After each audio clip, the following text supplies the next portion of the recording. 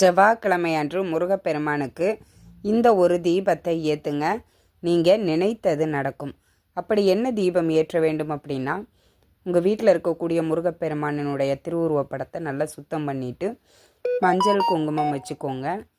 தீபம் பார்த்தீங்கன்னா ஒரு பூஜைக்கு உண்டான தட்டு 6 வெற்றிலை எடுத்துக்கோங்க. அதை நல்லா வாஷ் பண்ணிவிட்டு மஞ்சள் குங்குமம் வச்சுக்கோங்க.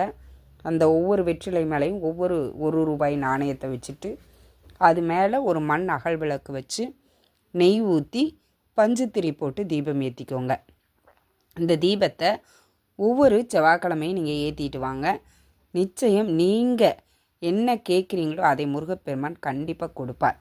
செவ்வாய்க்கிழமை தோறும் இந்த தீபத்தை நீங்கள் ஏற்றணும்.